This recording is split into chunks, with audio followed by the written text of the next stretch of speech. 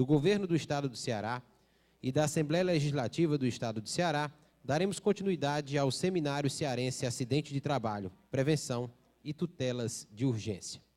Este evento conta com o apoio da Empresa de Tecnologia do Estado do Ceará, ETICE, e está conectado ao Cinturão Digital do Governo do Estado do Ceará, realizando a transmissão simultânea via internet por meio do link no site do evento, www.prevençãoetutelas.com.br. E durante o evento, os internautas poderão fazer suas perguntas online pelo e-mail prevenção@trt7.jus.br. Nossos sinceros agradecimentos às instituições parceiras deste evento. Governo do Estado do Ceará, por meio da Casa Civil, da Secretaria de Cultura, SECUT, da Secretaria de Saúde, SESA, Empresa de Tecnologia da Informação do Ceará, ETICE, Assembleia Legislativa do Estado do Ceará, Comissão de Direitos Humanos e Cidadania, Prefeitura Municipal de Fortaleza, Prefeitura Municipal de Maracanaú, Secretaria do Meio Ambiente de Maracanaú, Serviço Social da Indústria do Ceará, SESI, FIEC, COELSE, Sindicato da Indústria da Construção Civil do Ceará, Sinduscom, Ordem dos Advogados do Brasil, OAB Ceará, Escola Superior da Advocacia do Ceará, FESAG, Sindônibus e as instituições que fazem parte do GTRIM 7. Avisos. A frequência das senhoras e dos senhores deverá ser aferida diariamente na entrada desse auditório, com a finalidade de emissão do certificado de participação no seminário. Encontram-se abertas ainda a adesão ao jantar que ocorrerá hoje às 20h30 da noite no Yacht Clube. O conteúdo das palestras aqui já apresentadas serão disponibilizadas no site do evento, tão logo os palestrantes autorizem as mesmas, tá? A primeira palestra do dia de hoje tem como tema as indenizações por dano moral coletivo como meio de prevenção dos riscos ambientais do trabalho. Convidamos para presidir a mesa o senhor Inimar Braga Sancho, consultor jurídico do Serviço Social da Indústria no Ceará, SESI Ceará, que se fará acompanhado do palestrante, o senhor Guilherme de Melo, mestre em Direito pela Pontifícia Universidade Católica de São Paulo. Por gentileza.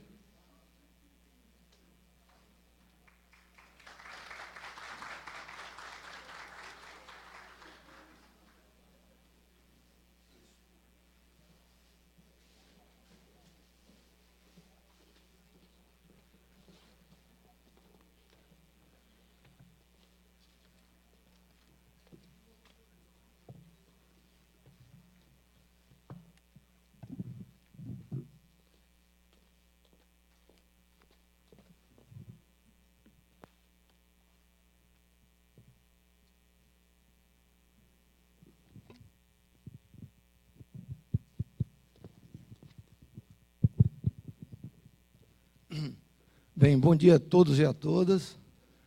É um prestígio, um privilégio grande a gente estar representando aqui a Federação das Indústrias e o SESI, nesse evento grandioso que tem à frente do Tribunal Regional do Trabalho, onde hoje colocaremos o tema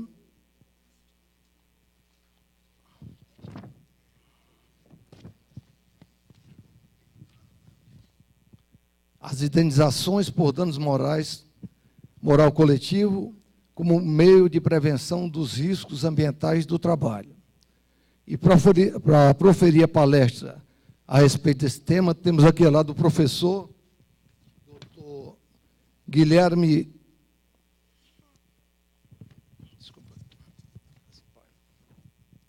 Bastos de Melo, bacharel em Direito pela PUC São Paulo, pós-graduado em Direito pela Universidade de Coimbra, especialista em interesses difusos e coletivo pela Escola Superior do Ministério Público do Estado de São Paulo, mestre em Direito difusos e coletivo pela PUC São Paulo, professor convidado de diversos cursos de especialização em Direito e Processos do Trabalho, cursos preparatórios para a magistratura e Ministério Público do Trabalho e Escola Superior da Advocacia, autor pela editora dos tribunais LTR e Lumen Juris e assessor do desembargador do TRT da 15ª Região.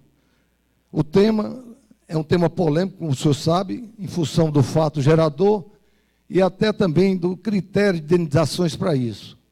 Nós, na federação, procuramos, através de um trabalho de pesquisa, prevenir esses acontecimentos. Inclusive, participamos, ano passado, dos encontros estaduais e municipais de emprego e trabalho decente, de forma a ir de frente ao que está acontecendo com as mudanças do país. Então, eu passo a palavra ao nosso palestrante para desenvolver o tema. Bom dia, professor. Bom dia, tá aqui. Bom dia, doutor Inimar Sancho. Muito obrigado pela apresentação. É um prazer estar aqui com vocês, em Fortaleza, que já não é mais a primeira nem a segunda vez que eu frequento. Gosto muito daqui, sempre sou muito bem recebido. Agradeço também ao convite feito pela Escola do Tribunal. Agradeço, na verdade, todo o tribunal, em nome do doutor Parente, que ainda não está aqui.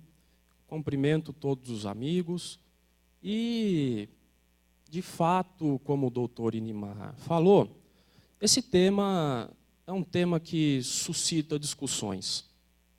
Vocês sabem que nós temos, de fato, grandes nomes, grandes doutrinadores civilistas que se negam a acreditar numa moral que transcenda essa moral individual, essa moral que nós estamos acostumados e que, segundo esses doutrinadores, é de fato peculiar, subjetiva, intrínseca a cada pessoa e que, por isso mesmo, impossibilita qualquer tentativa de construção de uma moral coletiva.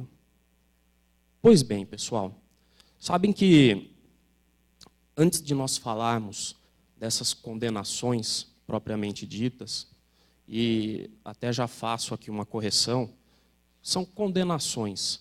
Eu realmente tenho evitado se utilizar dessa palavra indenização, porque, de fato, penso que indenização aqui não há. Pelo menos na acepção jurídica do termo indenizar, tornar indene. Mas olha só, como eu falava antes aqui para vocês, é preciso, antes de qualquer coisa, ensaiar uma definição jurídica objetiva dessa moral coletiva. Vejam vocês que é muito comum, quando nós pegamos os doutrinadores, ainda poucos doutrinadores que falam sobre o tema, fundamentar a existência dessa moral difusa ou moral coletiva, depois a gente vê até precisamente o que seria mais interessante, mas fundamentar no artigo 1º da Lei da Ação Civil Pública, fundamentar no Código de Defesa do Consumidor, artigo 6º, e também tem sido muito comum encontrar fundamento no artigo 5º da Constituição, incisos 5 e 10. É interessante esse tipo de fundamentação? É interessante.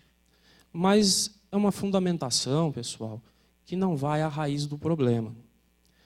Como vocês sabem, a Lei de Ação Civil Pública, que usualmente é a mais utilizada para fundamentar essa moral coletiva como bem jurídico, é uma lei eminentemente processual. O que nós podemos tirar do artigo 1º é que essa moral difusa pode ser tutelada por intermédio da ação civil pública. Mas dali a gente não tira nenhuma ideia do que seja esse objeto jurídico passível de tutela e que de fato tem ensaiado aí tanta atuação. Eu prefiro, quando falo desse tema, buscar fundamentação no artigo 1º da Constituição Federal. Vejam, quando nós temos ali os fundamentos da República Federativa do Brasil, pessoal, a gente nota que não existe inciso do artigo 1º da Constituição Federal que não constitua aquilo que eu chamo de cláusula impeditiva de retrocessos sociais. Não existe. Qualquer inciso do artigo 1º da Constituição foi uma manifestação clara e precisa do legislador constituinte contra cada tipo de atrocidade que aconteceu no Brasil e no mundo antes de 1988. Vejam, quando nós temos, pessoal, já de cara, mesmo no caput, o princípio democrático, em que nós consideramos, entre outras coisas, cada cabeça um voto, nós temos ali uma nítida manifestação contrária a regimes totalitaristas. Quando nós temos, por exemplo, pessoal, no inciso 4, o valor social do trabalho e da livre iniciativa, nós temos ali nítida e precisamente uma manifestação contra as selvagerias que ocorreram e que ainda ocorrem, mais precisamente desde a primeira Revolução Industrial. Vejam, falar em valor social do trabalho nada mais é do que admitir, aceitar e pensar nas maneiras de se viabilizar um trabalho, respeitando o fato de que qualquer exercício profissional tem a sua valorização social. Porque, de fato, o trabalho é uma das maneiras mais efetivas para que nós consigamos atingir justiça social. Vejam, cada um, então, desses incisos do artigo 1º, essas cláusulas impeditivas de um retrocesso social, se conjugadas todas conjuntamente, possibilita-nos extrair aquilo que nós entendemos por uma moral coletiva objetivamente delimitada. Obviamente, que por mais que eu fale aqui para vocês sobre essas tentativas de objetivar o tema, isso não é simples. Claro, o artigo 1º da Constituição Federal, em seus incisos, trata essencialmente de valores. E é difícil objetivar ao extremo valores jurídicos. Mas vejam, uma coisa é certa, e é realmente isso que constitui essa moral coletiva, esse bem de natureza imaterial.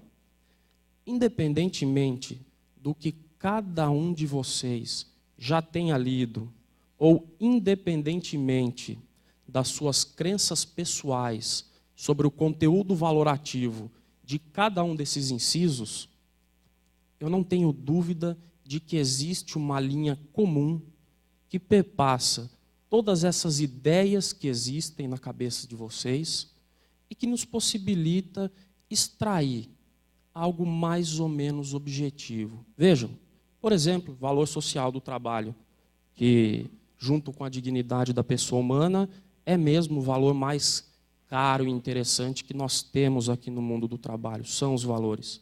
Independentemente daquilo que vocês leiam, achem, pensem, ou já tenham visto sobre valor social, é muito difícil, no mínimo, discordar do fato de que todo tipo de trabalho não contrário à lei tem o seu valor social e deve ser respeitado.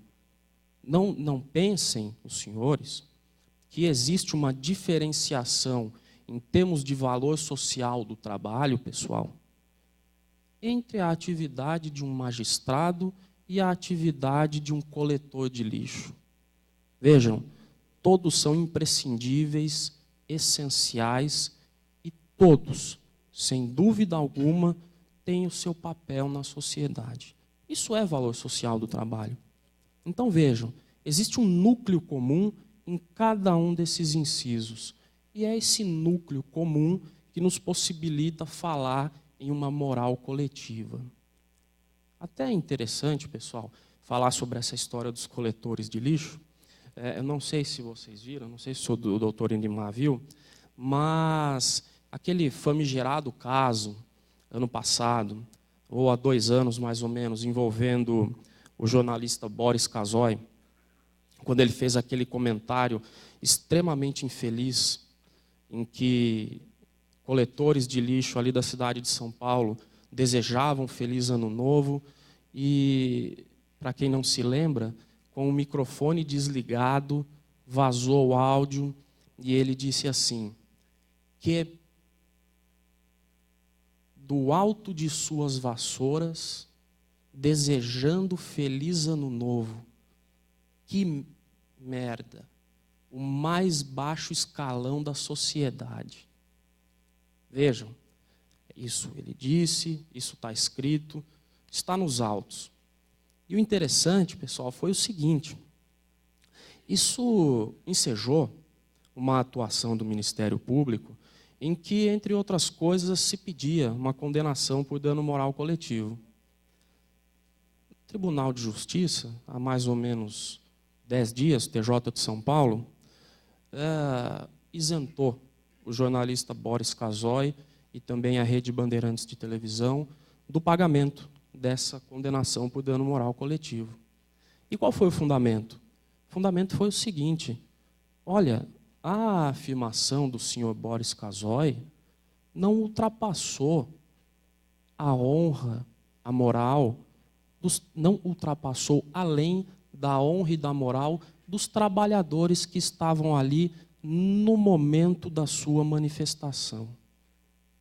A condenação, então, pessoal, ficou restrita a, se eu não me engano, R$25 mil por coletor de lixo que apareceu na televisão, que fez a declaração, que nos declarou do alto de suas vassouras e nos desejou um feliz ano novo. Foram 2 ou 3. Dano moral coletivo, segundo o TJ, não ocorreu, porque não afetou além dos coletores de lixo. Olha que interessante, pessoal. Quando eu descrevi, e esse é um exemplo recente muito bom, quando eu descrevi aqui para vocês o que o Boris Casoy falou, eu vi que quem não se lembrava ou quem não sabia, torceu o bico. Isso demonstra o quê? De maneira nítida e inequívoca. Demonstra, pessoal, que independentemente daquilo que cada um crê, daquilo que cada um acredita, esse tipo de manifestação que atinge essa consideração objetiva e respeitosa que nós temos ou devemos ter por todos os tipos de trabalho, perpassa não só os trabalhadores e todos os coletores de lixo, mas isso nos atinge de maneira indistinta. A gente não precisa ser coletor de lixo, a gente não precisa ser lixeiro para se sentir tocado com um tipo de manifestação selvagem como essa. Então vejam, pessoal, essa constatação fática, atrelada a esse quadro jurídico que eu trouxe para vocês do artigo 1º, independentemente de todo o resto, de lei de ação civil pública, de Código de Defesa do Consumidor, que só vem ajudar, mas não é imprescindível. Tudo isso traz de maneira objetiva, pelo menos o máximo possível, essa moral coletiva. E no mundo do trabalho, como vocês sabem, essa moral coletiva tem um potencial enorme para ser agredida. Ontem mesmo eu via no site do TRT daqui que no estado do Ceará são 12 mil acidentes por ano. Em mais de 1/3 não há comunicação. Em mais de 40% desses acidentes, pessoal, mais de 40% desses acidentes ocorrem, acreditem vocês, no trajeto para o trabalho. São esses paus de arara que andam por aí, que a gente nem sabe como eles conseguem andar por aí. Bom, vejam que interessante, pessoal.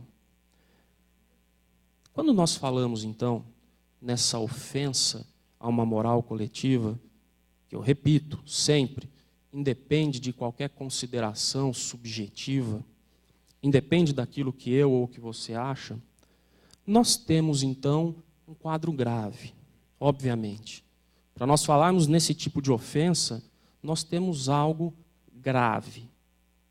Nós temos algo que atinge, que afronta um ou mais fundamentos da República Federativa do Brasil.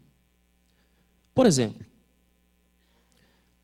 ontem, dia 8, na parte da manhã, foi proferida a sentença pela Vara do Trabalho de Americana, interior do estado de São Paulo, interior do estado de São Paulo, em que o Ministério Público do Trabalho pedia a condenação, se eu não me engano, aproximadamente 5 milhões por conta de dano moral coletivo em decorrência da seguinte constatação: algumas dezenas de trabalhadores foram resgatados em condições análogas à de escravo. E vejam, pessoal, nós estamos falando aqui condições análogas à de escravo. Nós estamos falando aqui de uma situação, pessoal, que remonta a 2 séculos. Nós estamos falando em escravidão. E ninguém mais se sensibiliza com esse tipo de notícia. Algumas dezenas de trabalhadores resgatados em condição análoga de escravo, e aí vem a grande notícia. Trabalhadores da MRV, Engenharia, que tem uma participação estupenda no programa Minha Casa Minha Vida. Olha só, hein? Veja, os construtores dos sonhos, os construtores do maior sonho de consumo do brasileiro, a casa própria, submetendo outros seres humanos a condições análogas à de escravo. Entendam aqui que para se chegar à constatação de uma analogia à condição de escravo, nós não falamos de algo simples. Nós falamos de algo agressivo, falamos de algo asqueroso, nós falamos aqui de algo nojento, pessoal. O que nós falamos aqui? Falamos de trabalhadores acumulados e coisificados em quartos de 3x3, 10 trabalhadores mais ou menos, dormem num quarto de 3x3, banheiros sem rede de esgoto em que eles fazem necessidades em buracos. Vejam, o que isso quer dizer? Quer dizer que depois de um tempo, quando aquilo não é mais absorvido, a gente vê dejetos boiando. E eles enfrentam isso quando querem fazer as suas necessidades. Obviamente, claro. Os alojamentos, pessoal, em que carne de porco, comida, carne de porco, servida para eles em suas refeições, ainda era servida com pelo. Então vejam, é uma situação ofensiva à dignidade. E aqui interessante, pessoal, abandonem um pouco aquele conceito de dignidade, aquele conceito kantiano de dignidade, que faz com que ela se restrinja à singularidade do indivíduo. Essa dignidade do inciso 3, do artigo 1º da Constituição Federal, é uma dignidade que, obviamente, tem um aspecto coletivo, é uma dignidade social, aquilo que nosso novo ministro Luiz Roberto Barroso chama de dignidade comunitária. Então, vejam, nesses casos, interessante. Bom dia, tudo bem, doutor Parente? Tudo bem. Nesses casos, pessoal, você vê interessante. O que sobra por exemplo, o Ministério Público, nessas ações civis públicas, como pedidos de providência? Obviamente, pessoal, tirem todas as questões estritamente trabalhistas, cessação daquele trabalho e tudo mais. Mas o que sobra, por exemplo, para o Ministério Público do Trabalho, como maneira de buscar uma punição, vejam vocês, faça esse tipo de conduta, faça esse tipo de agressão. Esse quadro, pintado assim, com cores diabólicas, que a gente vê todos os dias. Falei um caso só da MRV. Se jogarem isso no Google, vocês vão encontrar aí centenas e centenas de casos. Sobra pouca coisa. Se não houver uma utilização efetiva e correta desse instituto, sobra pouca coisa. E quando não se utiliza desse instituto, a verdade é a seguinte, pessoal. A verdade é que essa ofensa sai de graça. De graça. Trabalhador representado, obviamente, porque sozinho ele não vai procurar a justiça para isso, pode conseguir uma indenizaçãozinha ali por danos morais, algo que geralmente não ultrapassa os R$10 mil. Há a tomada de um TAC, para que haja adequação às condições legais, mas punição, efetivamente falando, não há.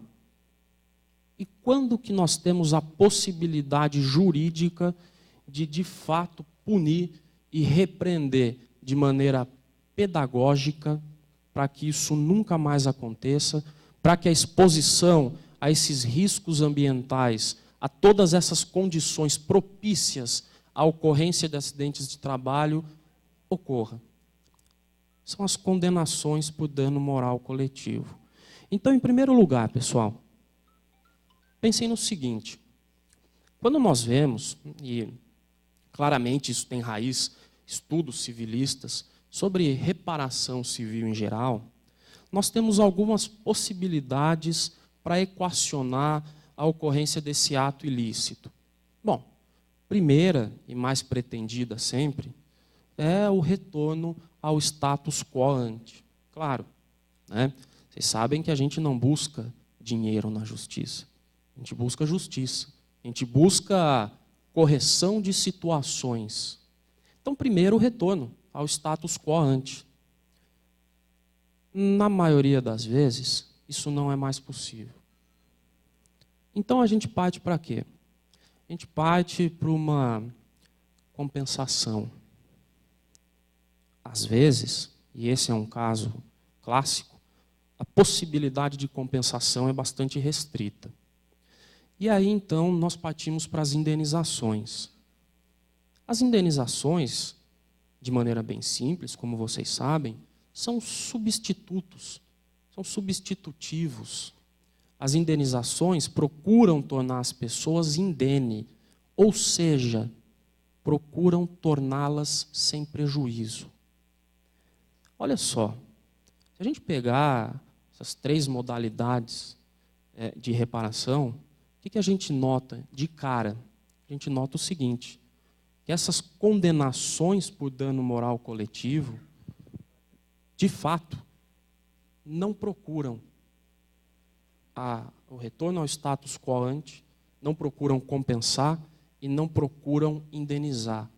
As indenizações ficam ali reservadas para o âmbito individual, mas essas condenações têm caráter eminentemente punitivo. Quando, então, o Ministério Público do Trabalho ou outro órgão legitimado ajuiza uma ação coletiva e faz o seu pedido de condenação por danos morais coletivos, o que ele busca, pessoal, é punir. É punir e trazer aos olhos da sociedade o fato de que, se isso se repetir, o judiciário tratará essa ação com a mais absoluta severidade. Porque, obviamente, esse tipo de situação não é admitido. Esse tipo de situação, obviamente, pessoal, não tem mais qualquer tipo de cabimento em 2013.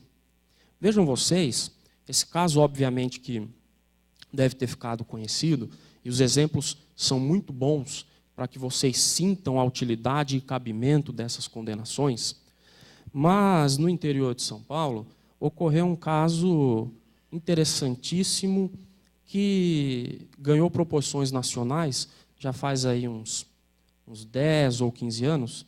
Esse caso ficou conhecido como Lava Rápido Mano Fittipaldi. Se vocês colocarem isso no Google, vocês encontrarão. Que é o caso da pulverização de trabalhadores, colhedores de laranja com veneno, né? Caso interessantíssimo. Vejam, vocês sabem que a laranja, quando tem aquela manchinha preta, marrom, chamado cancro cítrico, né? Como se fosse uma espécie de um tumorzinho na laranja, ela fica imprópria para, prestem atenção, exportação. Claro, nós brasileiros consumimos essas laranjas, obviamente. Mas elas passam a ser impróprias para fazer suco, que é exportado. Os melhores sucos brasileiros de laranja. Bom, o que acontece, pessoal? Acontece o seguinte, esses trabalhadores sujos, imundos, somente eles podem ser os vetores desse cancro cítrico, obviamente. Por quê? Porque nós usamos pesticidas nas nossas plantas, nós nos precavemos com todas as maneiras químicas possíveis, no sentido de ter o desenvolvimento de uma laranjeira sadio. Mas então, quem que leva esse tipo de peste para o laranjal? Só pode ser o trabalhador, claro. E aí a ideia é brilhante. Então pulverizemos os trabalhadores. Passemos venenos nessas coisas, nesses bichos. Inseticida. Vejam, eu acho que é o cume da coisificação do ser humano, né? Esse tipo de quadro, parece-me, mais do que qualquer outro, reduz o valor social do trabalho e a dignidade da pessoa humana a sonho de consumo de jurista brasileiro. Vejam, senhores, seres humanos, na grande maioria das vezes, no caso da colheita de laranja, aliciados de regiões bem longínquas, chegam no interior de São Paulo, claro, quando não morrem, não se esqueçam, 40% dos acidentes de trabalho no estado do Ceará acontecem no trajeto para os locais de trabalho. Então eles saem, por exemplo, saem daqui, saem buscando aquele sonho, né? Eles vão, quando chegam até São Paulo, nesses veículos, se a gente pode chamar assim, chegam lá e ainda são pulverizados com veneno, com pesticida. Vejam, não seria, nesses casos, a condenação por dano moral coletivo uma maneira única de mostrar à sociedade que nós temos autoridades, nós temos um poder judiciário que, obviamente, se coaduna e se sensibiliza com esse tipo de situação? Claro, não tenham dúvida. Essas condenações servem e devem mesmo ser usadas para esse tipo de situação. É claro que hoje a gente vê muita gente torcendo o bico, reclamando, principalmente empresas, porque há, às vezes, uma utilização bastante banalizada. Há, às vezes, uma utilização muito pouco criteriosa. E isso causa um medo muito grande em todos nós. Por quê? Porque ninguém quer que aconteça, com as condenações por dano moral coletivo, aquilo que aconteceu com as indenizações no caso do dano individual. Ninguém quer esse tipo de banalização, porque essa é uma arma poderosíssima para demonstrar a todos que existe uma atuação eficaz das autoridades. Então vejam, pessoal, obviamente que nesses tipos de situação, embora de fato existam aí alguns juristas que neguem esse caráter eminentemente ou até mesmo exclusivamente punitivo da condenação, vejam que nesses casos é bastante difícil de falarmos num caráter compensatório dessas condenações. Vejam, falar em compensação aqui é cometer um deslize apto a desnaturar a utilidade desse instituto jurídico. Essa compensação reserva-se aos casos individuais e vejam, não se esqueçam, que podem ser pedidas de maneira cumulativa. Claro, muito se fala nesse bis in idem quando se pede essas condenações por dano moral coletivo e indenização por dano moral individual. Vejam, em primeiro lugar, pessoal, os objetos jurídicos de tutela são diferenciados. Nós falamos aqui de uma moral coletiva baseada nos fundamentos da República Federativa do Brasil.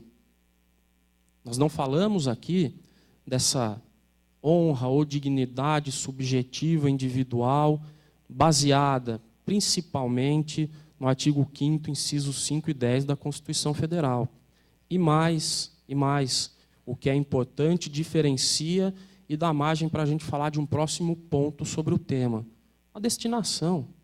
Vejam, senhores, como que a bis in idem se, além de um objeto diferenciado de tutela, a destinação das verbas arrecadadas é completamente distinta nos dois casos. Gente, se quando há condenação por dano moral coletivo, esse valor arrecadado não é revertido diretamente para as vítimas, como então falar em compensação? Claro que não. Claro que não.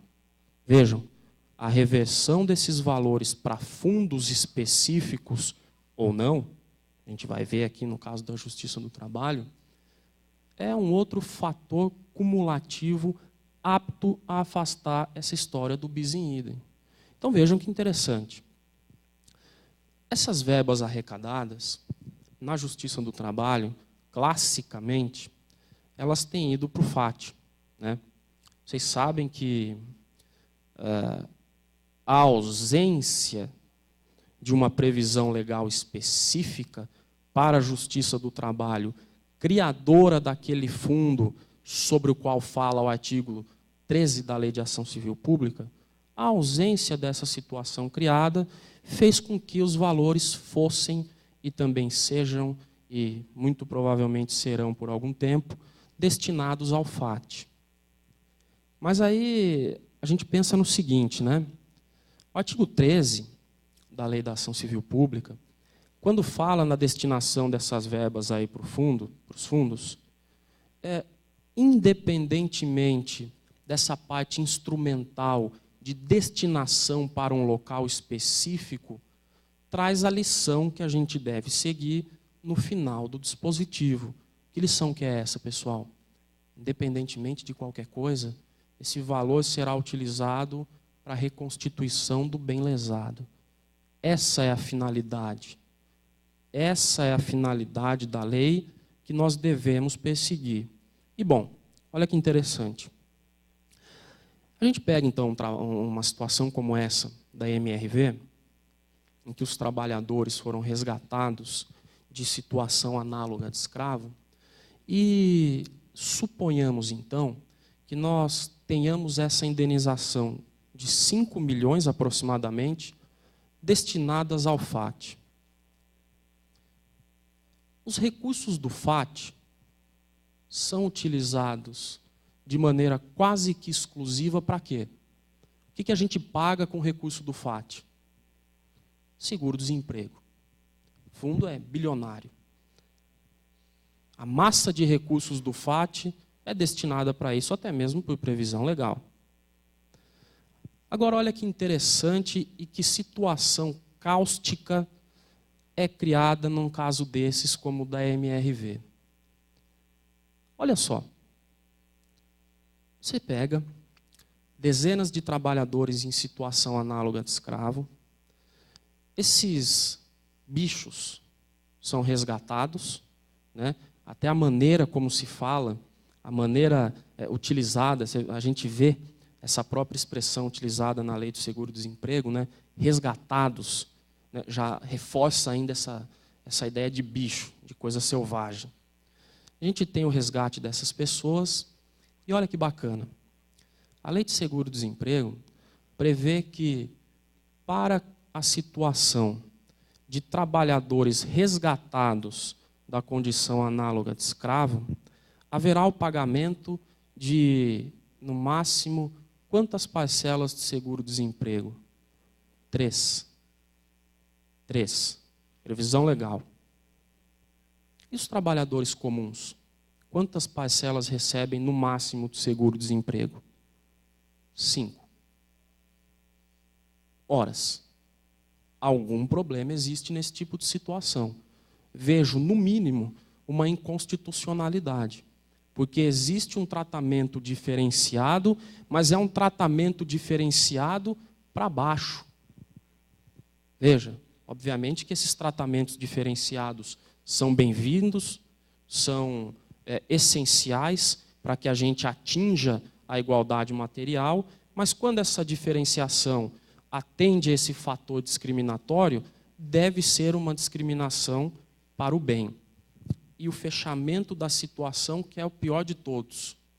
Esse cara resgatado que receberá no máximo 3 parcelas do seguro-desemprego, diferentemente de qualquer um de nós, é a situação desse cara que hoje, em grande porcentagem, tem financiado monetariamente o FAT.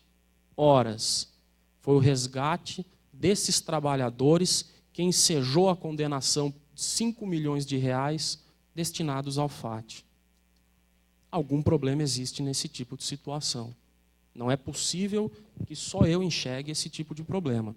Mas vejam só, então, uma maneira interessante, pessoal, de evitar esse tipo de acontecimento, esse tipo de distorção das finalidades legais, claro, finalidades que são absolutamente consentâneas com a própria Constituição Federal, é não destinar esses valores ao FAT. Vejam, quando o Ministério Público pede e os juízes deferem, não há aqui, pessoal, um deferimento de pedido contrário à lei. Não, obviamente que não. Esses pedidos são fundamentados no quê? Na finalidade da lei. Horas, a lei, pessoal, na sua parte final, fala em reconstituição do bem lesado. O FAT e a destinação dessas condenações não tem uma vírgula sequer a ver com reconstituição de bem lesado nesses casos. Claro que não. Obviamente que não. Bom, mas isso não é pacífico. Isso gera problemas. Isso gera problemas muito grandes. Vejam que no ano passado, final do ano passado, se eu não me engano, o próprio TST, não de maneira unânime, mas se manifestou contrariamente à destinação desses valores ao FAT. Dizendo o quê? Em breves linhas. Dizendo que, se não destinado ao FAT, que é um fundo que, bem ou mal, atende à sua função, esse valor pode ser destinado, por exemplo, como é comum, a entidades beneficentes, e o magistrado não terá condições materiais de acompanhar e de fiscalizar a utilização dessas verbas. Isso pode ensejar, inclusive, diversos tipos de fraude, superfaturamentos e tudo mais. Até mesmo porque, além de ele não conseguir materialmente acompanhar a utilização desses valores, não é função do magistrado fazer isso. E olha que interessante. Esse caso específico do TST, em que se decidiu pela destinação dos valores ao FAT, derrubou uma situação que era uma situação aguardada, que gerou muita esperança quando foi originada lá na 15ª região. Foi o seguinte, foi a criação de uma comissão, pelo relator do caso, uma comissão da qual participava membro do Ministério Público, membro do sindicato e representante da empresa, se eu não me engano, até o membro de associação envolvida no caso. E decidiu-se ali o que fazer com esse dinheiro. E o Ministério Público, obviamente, me desculpem, na tua função fiscalizatória de essência, poderia muito bem acompanhar a utilização desses valores. Mesmo assim, mesmo com esse ativismo judicial, essa boa vontade surpreendente do judiciário em sair da zona de conforto, buscar uma solução mais efetiva para esses tipos graves de situações, mesmo com todas essas boas vontades de atuação, mesmo nesse caso, o TST desconstituiu essa destinação e determinou que ela fosse para o FAT. Bom, a gente precisa escapar desse tipo de situação. A gente precisa dar um jeito de escapar desse tipo de determinação, desse tipo de argumentação do TST, no sentido de que o magistrado não tem condições de acompanhar a utilização desse dinheiro e mais, de que não é mesmo essa a função do magistrado. Bom, uma dessas maneiras de se escapar dessa argumentação é, logicamente, determinar, como se isso fosse preciso, porque não é, que o Ministério Público fiscalize a utilização dessa verba. Segundo, essa verba, pessoal, deve ser destinada para alguma entidade ou para alguma finalidade, obviamente, que tenha correlação com o fato gerador, claro. Vejam, a grande crítica que se faz, pessoal, no âmbito da Justiça Federal e dos Ministérios Públicos dos Estados, em que esses fundos do artigo 13 são constituídos, é o seguinte: não existe correlação entre o dinheiro que entra e o dinheiro que sai. Ou seja, por exemplo, a gente pegar o Fundo Federal de Interesses Difusos e Coletivos, se ali entrar uma condenação de 10 milhões de reais decorrentes da apuração de publicidades enganosas e abusivas aferidas em âmbito federal, não existe nenhuma garantia de que esses 10 milhões de reais sairão desse fundo e reconstituirão esse bem lesado. Não, esses 10 milhões podem ser utilizados para campanhas publicitárias para a preservação do meio ambiente físico. Não existe correlação. Veja, não estou dizendo aqui que não pode ser usado para esse tipo de finalidade. Claro que pode, desde que essa finalidade tenha correlação com o ato ilícito que gerou essa condenação. E mais, uma maneira interessante que tem sido usada aí para escapar desse tipo de argumentação utilizada pelo TST é a aplicação, a determinação de obrigações de fazer que se exaurem no momento exato do cumprimento. Por exemplo, pessoal, determinação de compras de ambulâncias. Esse tipo de determinação, obrigação de fazer, não obrigação de pagar, tem na sua própria essência uma facilidade maior de fiscalização, algo completamente ao alcance das autoridades envolvidas. Não tenham dúvida disso. Então vejam, essas destinações, posição mesmo que eu nunca escondi, para que elas sejam efetivas, não podem ser destinadas ao FAT. Destinar ao FAT é destinar a fundo perdido, é destinar um fundo que não guarda qualquer correlação com o fato gerador. E mais, não se esqueçam disso. É contribuir para essa distorção que há, principalmente quando esse dinheiro entra no FAT por conta de condenações envolvendo resgate de trabalhadores em situação análoga à de escravo. Por quê? Porque eles têm a limitação legal de receber apenas 3 parcelas do seguro-desemprego. Agora, vejam, um último tópico necessário. E até agora, pessoal, construindo a teoria dessa maneira, ela encontra menos resistência. O problema todo, como acontece em qualquer país regido por um sistema capitalista de mercado, acontece no momento da definição do montante dessa condenação. A tarefa é muito difícil, mas ela tem um norte. Ela tem um norte bem preciso e bem delimitado. Vejam, se eu disse para vocês que essas considerações todas sobre esse patrimônio jurídico e material coletivo que nós temos, se essas considerações são objetivas e independem, vejam, é bom que isso fique muito claro, independem de qualquer dor, sofrimento, repulsa, esses sentimentos todos que, de fato, impossível de serem aferidos, isso fica ali para o âmbito individual, não para o âmbito coletivo. O que importa para a gente é a ofensa objetiva e direta. Se nós temos essa tentativa de objetivação da teoria desde o começo, para que haja coerência de ideias, é interessante que essa objetivação ocorra também no fechamento do problema. Vejam, quando nós falamos das indenizações por dano moral individual, Nós nos utilizamos de quais critérios para definir esse montante? Nós utilizamos aí de uma mescla de critérios subjetivos e objetivos, que declaradamente ou não, pessoal, isso é uma infelicidade, são critérios ipsis literis reproduzidos da nossa lei de imprensa, quando previa as ofensas ali veiculadas por meio de comunicação. Isso não vige mais, mas isso é utilizado. Veja, o que se afere? A extensão da dor.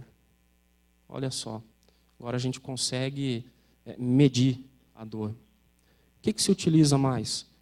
Condição financeira da vítima. Por quê?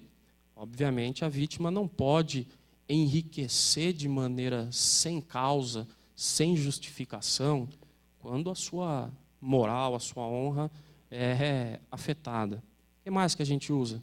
Capacidade econômica do agressor, grau de culpa. Veja, pessoal, esses critérios todos, muito subjetivos, não podem ser utilizados aqui. Claro, o que a gente busca aqui é a objetivação. E mais, esse é o detalhe essencial, primordial. Esses critérios subjetivos, utilizados no caso individual, são utilizados por quê? Porque lá busca-se a compensação. Então, é até justificável, é até aceitável do ponto de vista jurídico, que se fale em sofrimento, em grau da culpa e assim por diante. Porque aquela vítima será compensada, essa indenização substitutiva de qualquer coisa que seja. Agora, aqui no nosso caso, a gente não fala em compensação. Sequer há uma destinação dessas verbas diretamente para as vítimas.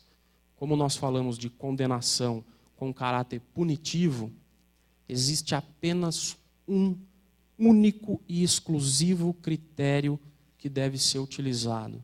Qual seja? Capacidade econômica do agressor. Única, exclusivamente e simplesmente, para acabar com todos os problemas de falta de teoria ou de teoria mal feita sobre critérios para definição dessas condenações. Vejam, pessoal, esse tipo de condenação reservada a situações graves, para que não haja banalização do instituto, se elas servem para punir, elas devem tocar no único ponto sensível daqueles que cometem essas atrocidades. Vejam, pessoal, obviamente que quem submete alguém à situação análoga de escravo, que propicia um quadro e um contexto ensejador dos mais absurdos acidentes de trabalho, obviamente que quem faz isso, pessoal, não tem como único ponto sensível aqui. Essas pessoas têm aqui no bolso o único ponto sensível. Então, se essa condenação deve punir, obviamente que ela deve punir de maneira exemplar. O que eu quero dizer com isso? Ela não pode ser irrisória para fazer com que essa agressão valha a pena. Ela não pode ser irrisória ao ponto de permitir a repetição desse tipo de conduta. Só que ela também não pode atingir um patamar tão elevado que inviabilize a continuidade da atividade econômica. Vejam, pessoal, nós temos o valor social do trabalho e da livre iniciativa. Trabalho digno, ele só é obtido, obviamente, pessoal, por intermédio de geração de empregos, o que ocorre, obviamente, graças à livre iniciativa. Então, também não se pode inviabilizar a atividade econômica com essas condenações. E aí vocês me falam assim, bom, você sugeriu um critério, um único critério. Isso torna mais fácil, realmente, claro.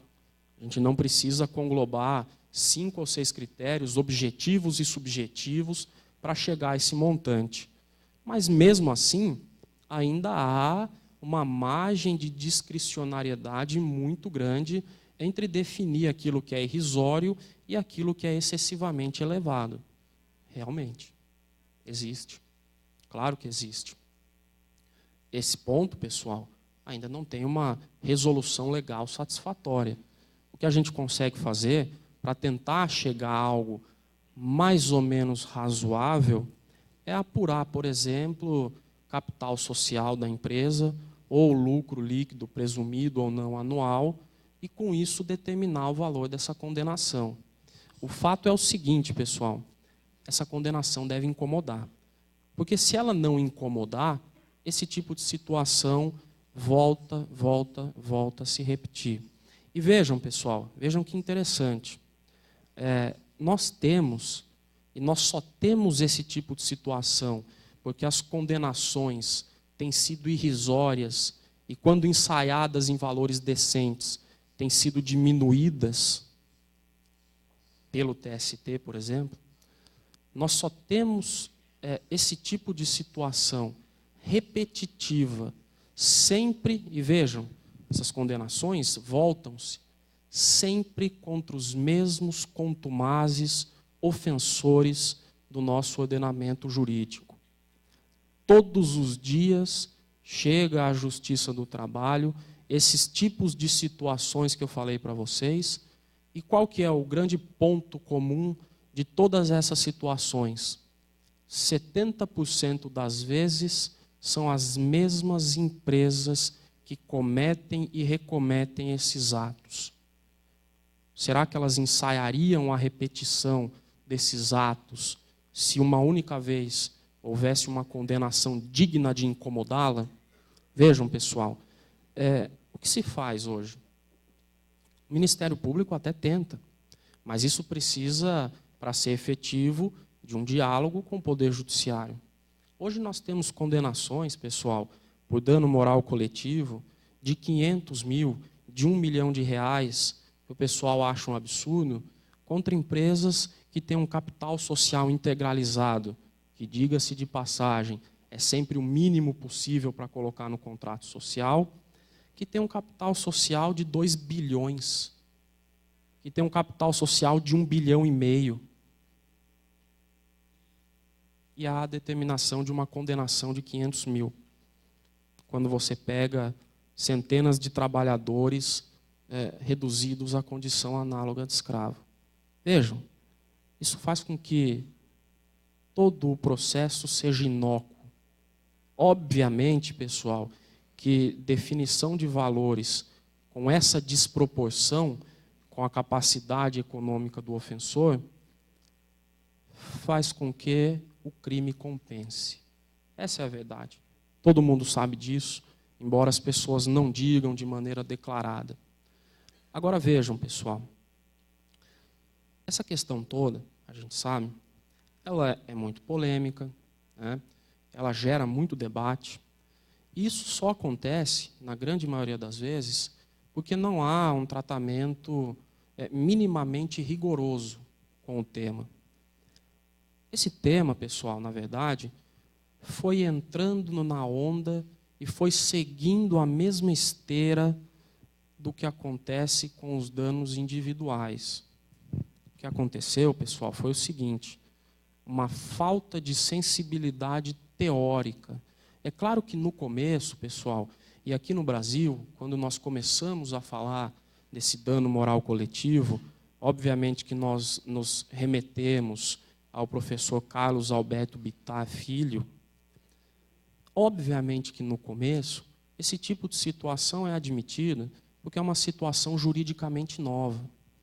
Hoje, para que a gente consiga compreender exatamente os limites e a essência desses institutos, é imprescindível que nós o coloquemos entre os interesses difusos e coletivos, com a sua principiologia diferente do direito civil, com as suas finalidades distintas do direito civil.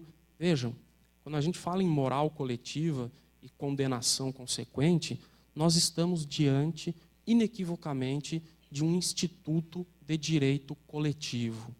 Não é aqui direito individual. Por isso, as premissas do direito individual devem ser afastadas, mormente quando nós falamos em critérios para definição de valor. Olha, pessoal, como que nós vamos dizer assim, como que nós vamos dizer nesse caso, que a reparação se mede pela extensão do dano. Veja, nesse âmbito coletivo, quando nós falamos de uma ofensa objetiva a essa moral coletiva, é absolutamente impossível delimitar a extensão de dano. E isso ratifica, mais uma vez, a necessidade de definirmos um caráter punitivo para essa condenação. Ficou claro, pessoal? Alguma questão? Não sei se abre para debate, para conversa, mas eu estou absolutamente disposto. Procurei ser o mais claro e objetivo possível, porque vocês sabem que nesse tipo de situação polêmica, esse tipo de situação cheia de detalhes intrincados, discutir sexo dos anjos só dificulta a recepção do tema, claro. E eu sempre termino as minhas explanações com uma fábula muito interessante. Uma fábula do Milor Fernandes, que reflete muito bem a complexidade das coisas. Olha só, a fábula é a seguinte. Havia um indivíduo, né? Esse indivíduo passou a ter um sucesso na vida, começou a trabalhar, ter um sucesso profissional, constituiu família. E por conta desse sucesso financeiro que ele teve, ele começou a viajar muito. Começou a ficar fora de casa. Começou a ir para os Estados Unidos, começou a ir para a Europa, para a Ásia. E começou a ficar distante da família. Começou a se distanciar, de tal maneira, pessoal, que ele já não convivia mais com a sua família, a sua mulher havia envelhecido, os seus filhos crescidos, sem que ele percebesse. E aí começou a bater um arrependimento nele, e ele mudou um pouquinho de postura, não voltou para casa ainda, mas passou a ligar para a família dele, com mais frequência, uma simples ligação. Oi, meu amor, tudo bem? Como é que você está? Olha, eu estou bem, mas eu queria saber se você vem para o casamento da nossa filha. O cara regalou os olhos. Nossa filha? Ela está em idade para casar? Ela namorava? A minha filhinha? Pois é, o casamento dela, você não se lembra? Vai ser nesse final de semana. Com quem que ela vai casar? Vai casar com fulano. Não. Eu preciso voltar para casa. Foi no casamento. Chegou no casamento, contrariado, mas não podia fazer nada. A filha estava se casando. E ele notou que o filho dele não estava lá. Perguntou pelo filho dele. Cadê o nosso filho? Não vem no casamento da nossa filha? Olha, vocês sabem que eles são meio brigados, ainda mais depois que o Marquinhos começou a namorar. Pô, mas que bom, mas por que brigados? Porque o Marquinhos começou a namorar. É que o Marquinhos começou a namorar com o Cláudio. Então, você sabe, ela não gosta muito. O cara pirou. O cara pirou. Ah, tá bom. O cara pirou, né? Como é que pode?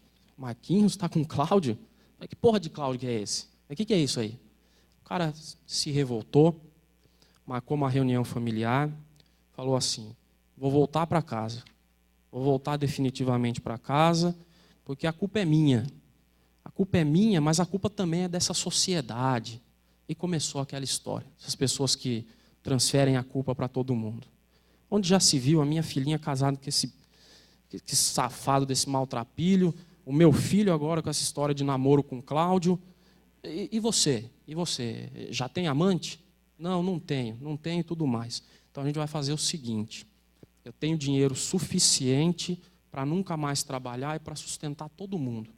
Pode vir o safado desse marido da nossa filha, pode vir o Cláudio também, eu não posso fazer nada, paciência. Nós vamos morar todo mundo no meio do mato. Eu não quero mais contato com esse mundo cruel, com esse mundo selvagem. Bom, dito e feito, foram morar no meio do mato. Foram para um rancho, no meio do mato. Primeiro final de semana em que eles estavam morando no meio do mato, houve uma chuva torrencial que não acabava mais, um grande alagamento, eles ficaram presos na casa e todos morreram. E aí o Melhor Fernandes disse assim, olha, a vida é complexa mesmo, não é? Soluções simples, às vezes, estão diante dos nossos olhos, mas se a gente não as utilizar a tempo, depois, independentemente do que a gente faça, não haverá mais tempo. E é assim que eu termino, para que vocês reflitam um pouco mais sobre essas condenações, sobre a sua utilidade e sobre o seu grandíssimo potencial de evitar, prevenir e punir esses acidentes de trabalho que, vejam, acontecem hoje em massa. Nós podemos dizer que são acidentes coletivos de trabalho, porque é cada vez mais raro indivíduos singularmente considerados que ocasionalmente sofrem acidentes. Não. Isso, pessoal, infelizmente, é uma realidade que já não acontece mais. Gostaria de agradecê-los. Estou completamente aberto a perguntas. Espero que elas existam. É sempre muito bom tirar dúvidas nesse sentido. Agradeço aqui ao TRT da 7ª Região. O meu muito obrigado a todos. E também um grande abraço para os meus amigos, para os colegas de gabinete, para o doutor João, lá do nosso TRT da 15ª Região. Muito obrigado. Um abraço, pessoal.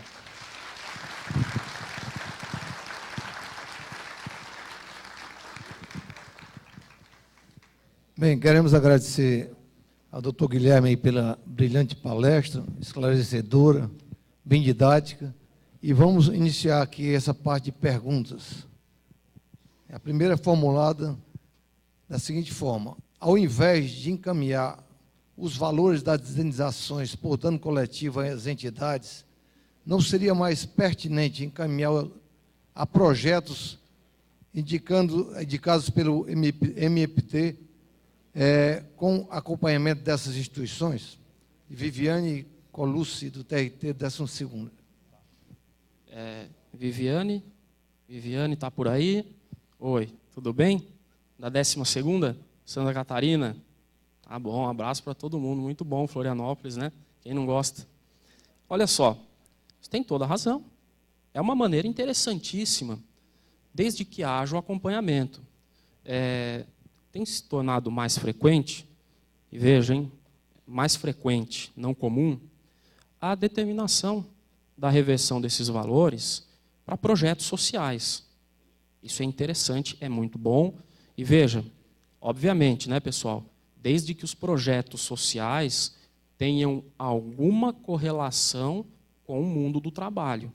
Vejam, não é efetivo, é muito bom, é desejado, mas não é efetivo que esses valores revertam para projetos sociais de combate ou esclarecimento sobre câncer de mama. Todo mundo quer que isso aconteça, mas não com esse dinheiro.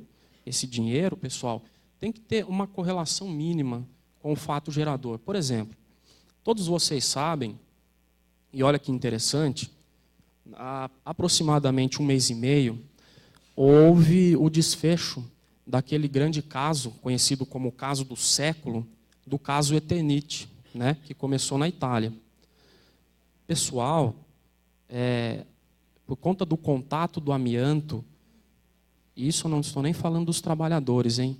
A população que estava até 10 quilômetros de distância da Eternit desenvolveu câncer de pleura, por causa do amianto que ia para o ar, 10 quilômetros de distância. Os trabalhadores, interessante essa constatação, 99% deles desenvolveram algum grau, alguma modalidade de disfunção pulmonar. Mais de 60% desenvolveram câncer de pleura. Vejam, nesse caso, pessoal, uma possível reversão, interessante reversão, por exemplo, pode ser mesmo para um projeto social de esclarecimento sobre o banimento, a necessidade total de banimento do amianto nos países onde isso ainda não ocorre. Tem que ter uma correlação. Por exemplo, o caso emblemático que nós conhecemos, provavelmente o primeiro caso no Brasil em que o dinheiro não foi totalmente para o FAT, o caso de Cubatão. Olha que interessante. Os trabalhadores todos em contato com os metais pesados, que desenvolveram anomalias celulares, dos, se eu não me engano, 5 milhões, 4 milhões e meio, e é justificável que esses 500 mil tenham ido para o FAT, porque foi a primeira vez no Brasil, foram para a Santa Casa de Misericórdia de Cubatão, que no final das contas era quem tratava a saúde desses trabalhadores, obviamente, todos dependentes do Sistema Único de Saúde. Então, claro, você não tenha dúvida. O interessante é que haja um acompanhamento para que nós consigamos obter a finalidade legal, para que seja efetivo.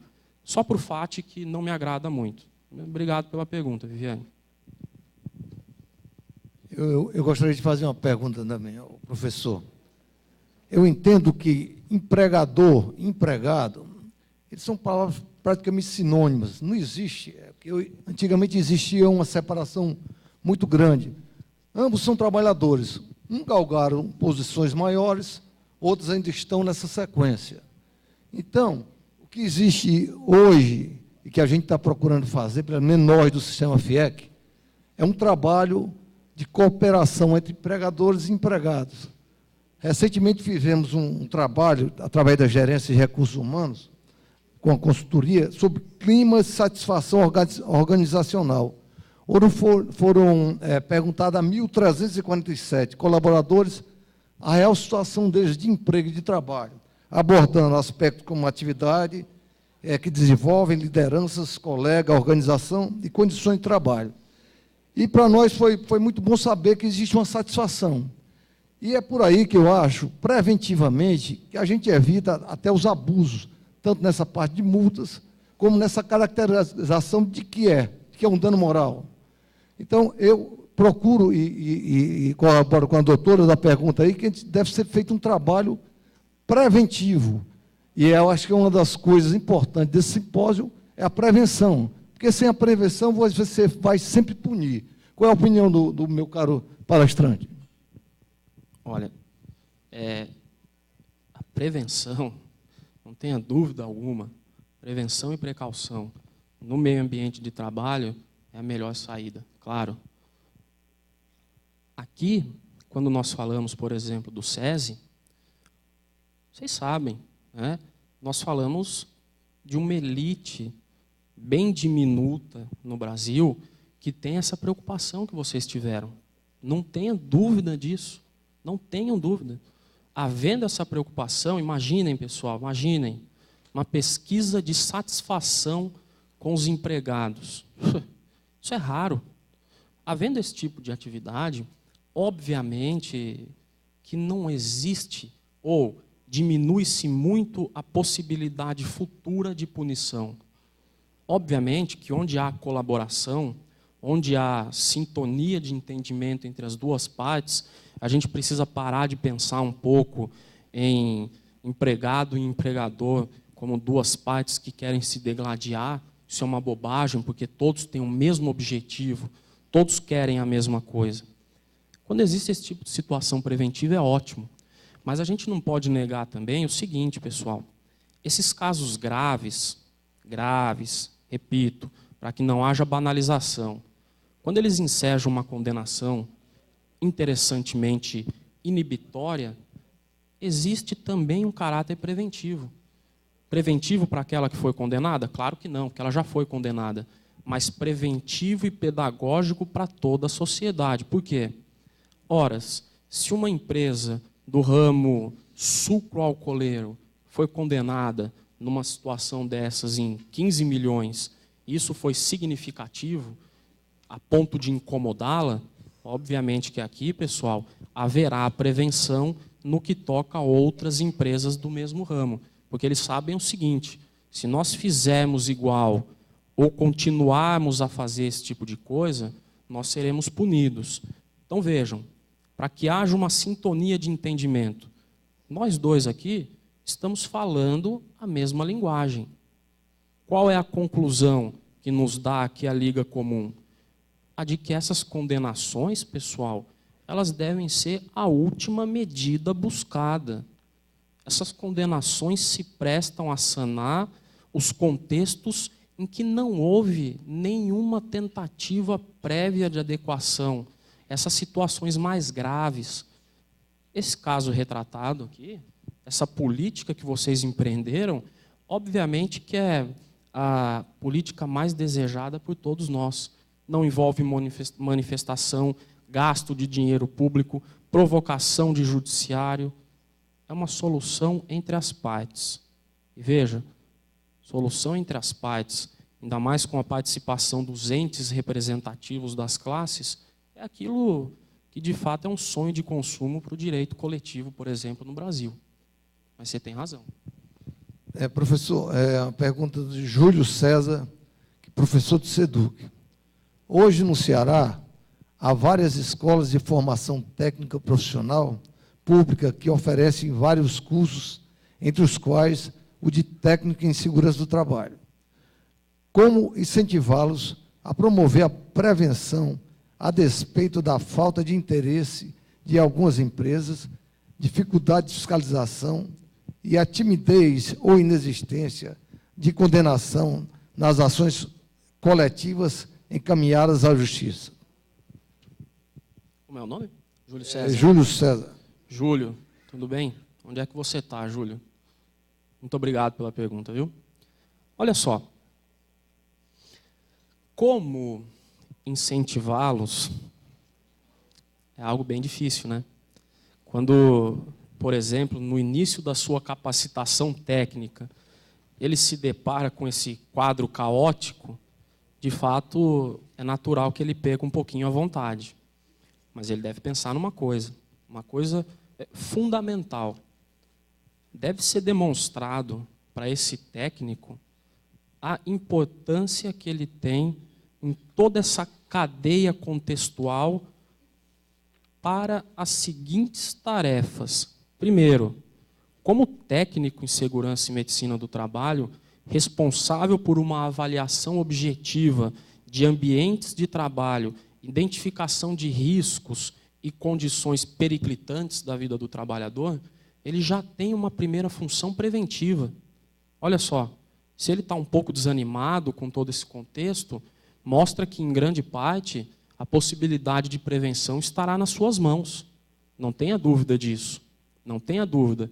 E, em segundo lugar, se essa prevenção não adianta, mesmo depois dos seus esclarecimentos técnicos e apuração do ambiente de trabalho, deve ser demonstrado para esse técnico o seguinte: judicialmente, aquilo que ele fez como avaliação objetiva, criteriosa e técnica, se necessário, será utilizado como prova nos autos e mais, como prova muito bem valorada, porque ela é técnica e objetiva. É bastante difícil desconstituir uma prova produzida por um técnico em segurança e medicina do trabalho que traga a descrição técnica e objetiva de um meio ambiente completamente inadequado para alguma atividade. Então, veja, incentivá-los é mostrar como a sua inserção em todo esse aspecto, desde a prevenção até, se necessário, mas infelizmente preciso, a punição, a sua participação. Não tenha dúvida disso. E mais, deve ser demonstrado também, como todos têm o mesmo interesse comum, para as próprias empresas, a grande importância desses profissionais. Claro, pessoal, a contratação desses profissionais reduz custos futuros que são desproporcionalmente maiores do que o gasto com o salário desse profissional, por exemplo, se essas situações se tornarem muito ofensivas, forem levadas ao judiciário. Então, é uma maneira interessante, né? Mostrar a sua própria importância, como ele se insere e a sua utilidade nesse sistema todo, principalmente de prevenção. Tá certo? Minha outra pergunta, esta formulada pelo administrador Cláudio Mendes. O senhor não acha que o fato dessas empresas continuarem com esse procedimento não é em virtude da pouca fiscalização que ocorre, possibilitando um baixo valor cobrado? Um baixo valor cobrado?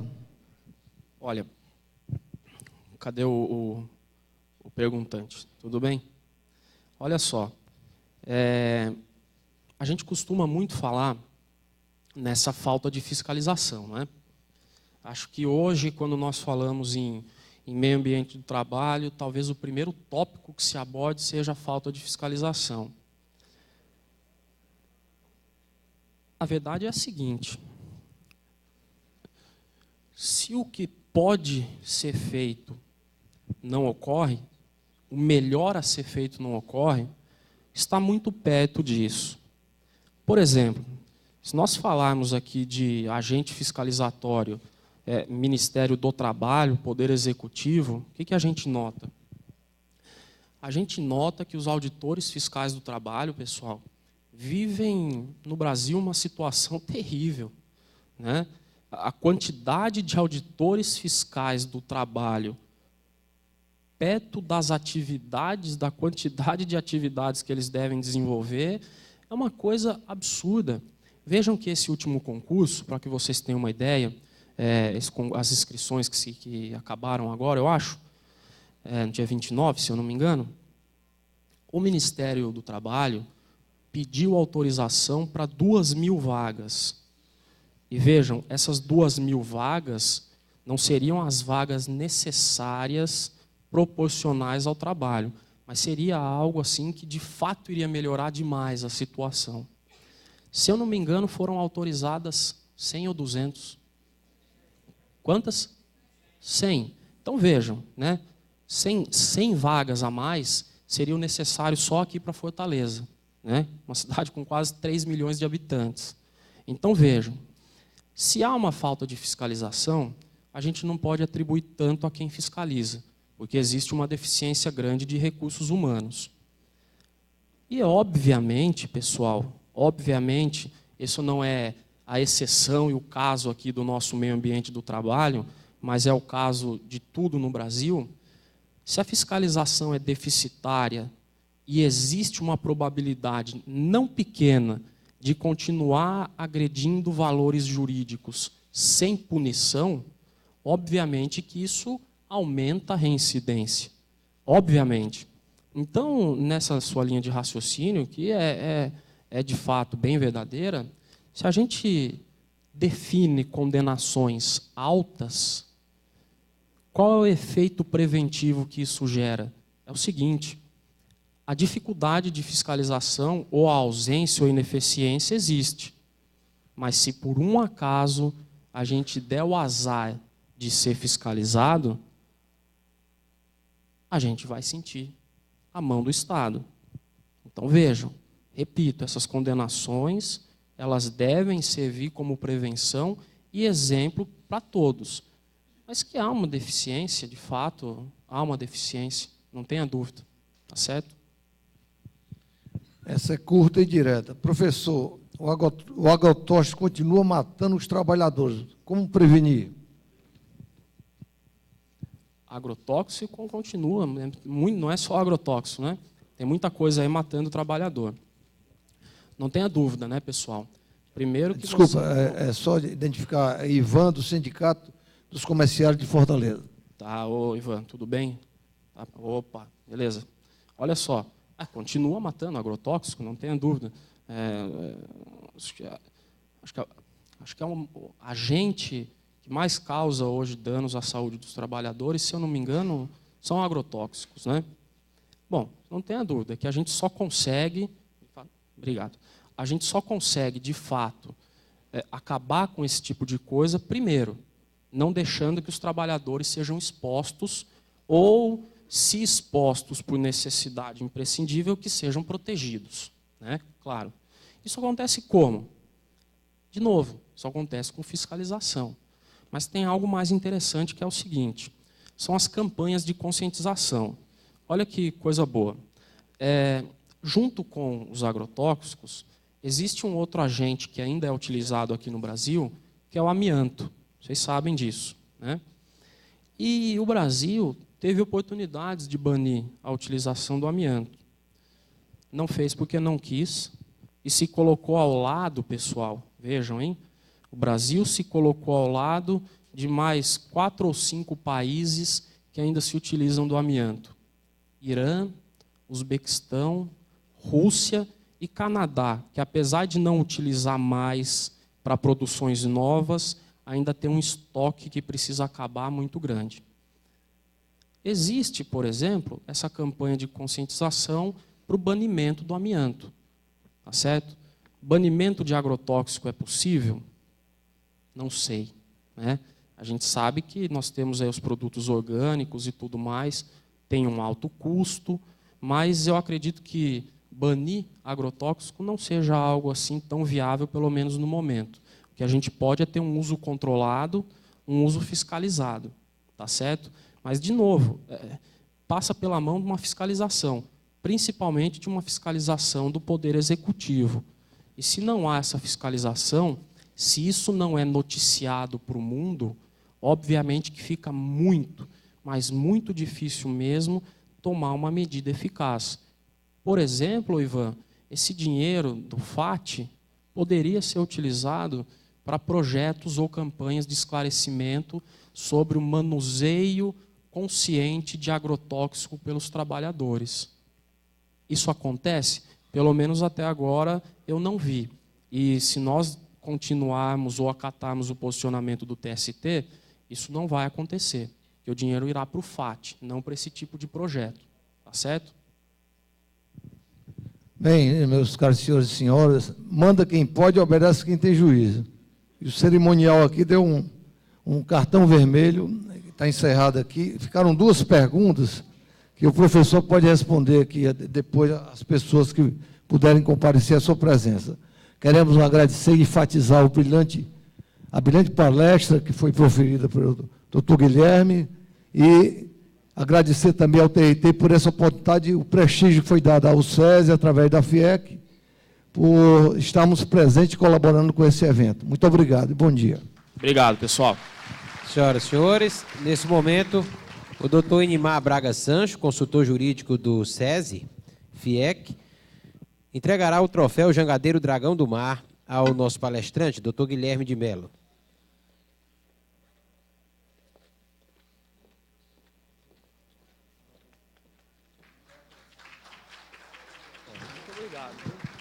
Muito obrigado.